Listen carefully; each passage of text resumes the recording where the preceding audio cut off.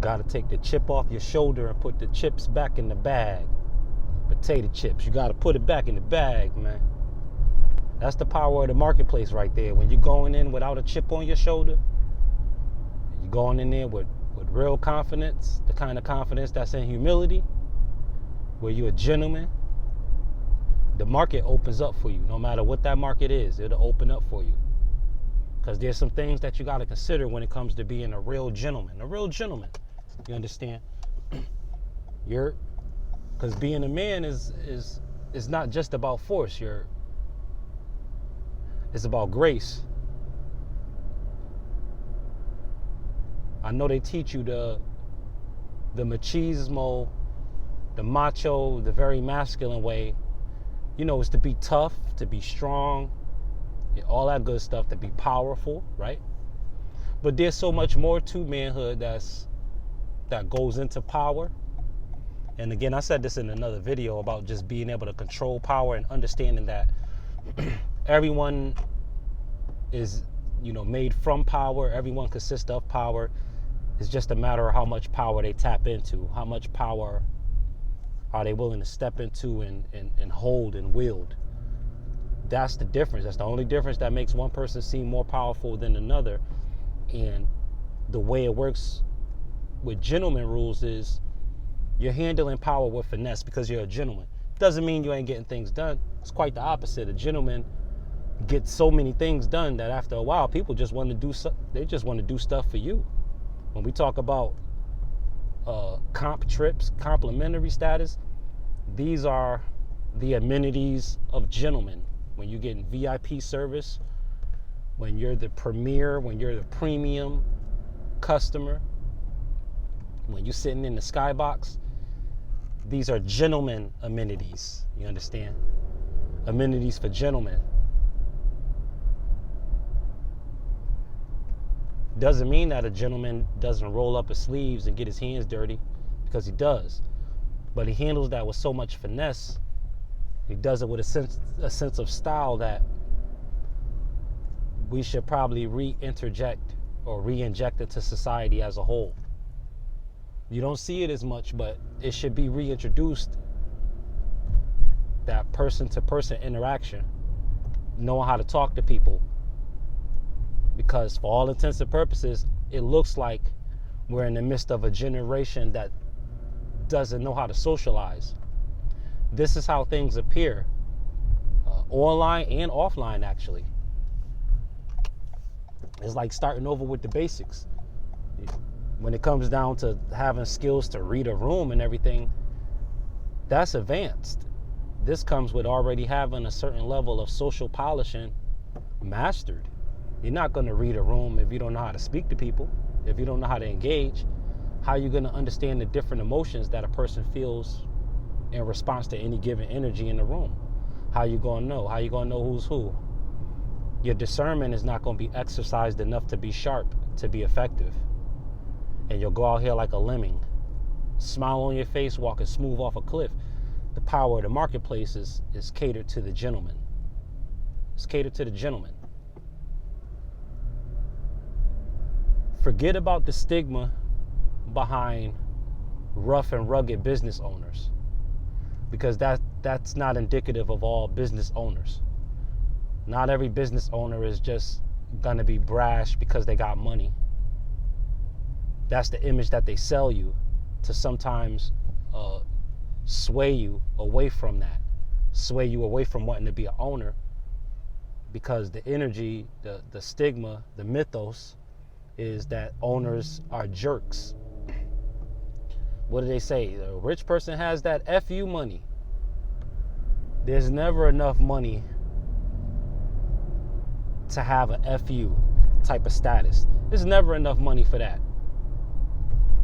There were people who was worth hundreds of millions who jumped into their FU bag, and they don't have those hundreds of millions anymore.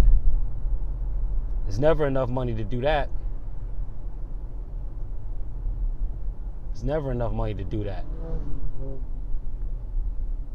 You gotta, in fact, the more money you have, the more cooperative you have an opportunity to be. This is the source behind philanthropy.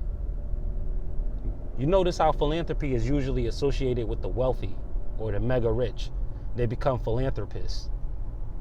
Or at least that's the guise that they wear. At least that's the title. At least that's the banner, the staple, the print mark that they put on themselves. The branding, right? Want to be a philanthropist, an activist, not necessarily an activist, but a philanthropist, maybe even a humanitarian. That's usually associated with big money. You're putting money into foundations now. Now we're talking about things like foundations and trust. Look at the words. Listen to the words. It's the wealthy with big money, big long money, generational money. You get words like trust, foundations, things that are essential to the development of a person and or people. Foundation and trust. You got the word out there that says don't trust anybody, right? You got that. And this is good for protecting yourself, but you're going to have to trust. There's one person that you absolutely must trust at all times, in all places. Some would say that this is God. I agree. But there's one other, there's one other that I want to kind of point out, and that's you. You got to trust yourself. Even when you're uncertain, trust yourself enough to back away from something until you have more information. Go ahead and be a gentleman about it. A gentleman admits that they don't know enough about an investment before jumping in. It takes a gentleman to do that. It takes a gentleman to say, you know what, let me just look at the numbers again and see if the numbers match, because I'm not sure if I have enough to go into this business venture with you. I don't know if I have enough risk tolerance in my indexes or in my portfolios. I don't have enough assets that are liquid to go in with you, whether it's LIFO or FIFO, first money in, first money out, or last money in, last money out. Either way, it's over my head. It takes a gentleman to say that, but when you're not a gentleman and you got a chip on your shoulder, you figure, hey, look, since I've made it into the room, then I need to operate like everybody in the room. But you got to understand, there's somebody who's hosting the room. There's somebody who opened up the whole room. You don't want to necessarily operate on his level or her level. You don't want to operate on the level like the one who owns the whole room, because the one who owns the room is not the same as the people who are invited to the room. But we do that sometimes when ego etches out, when ego erases that gentleman mystique.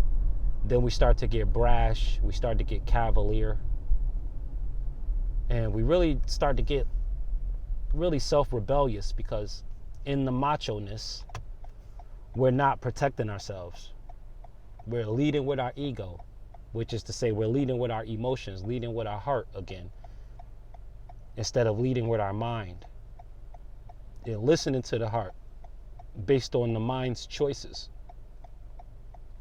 This is how you keep the chip off your shoulder and keep the chips in the bag where they belong. Keep the potato chips, keep the chips in the bag.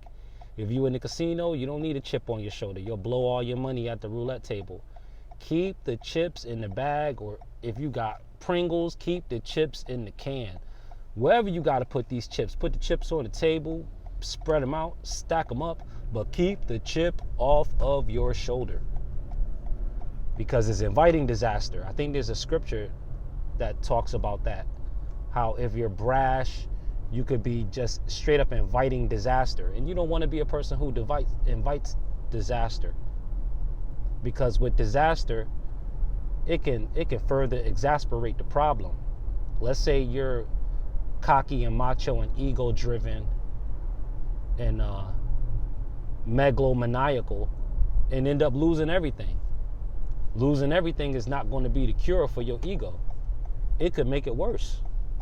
Now, that same chip that you had on your shoulder that caused you to go in there brash, acting like you own the place, when you find out that not only do you not own the place, but you're being owned by the situation, you're being owned by the place rather than owning the place, you find yourself out of place. And then when you find yourself out of place, that's when you start to descend. That's when you start to fall fast. This is how you run and rule the marketplace. Whatever market you in, you want to go in it as a gentleman. You want to go in it respectfully, go in it as a business mind. This is why a lot of entertainers don't get the respect when they get in those rooms, because it's businessmen that's running those rooms. If you're an entertainer and your energy is that of a businessman, they're going to recognize you. They're going to know that your title says entertainer, but at the end of the day, they'll realize very quickly that you belong in this room too. Super T Sigma, stay wise.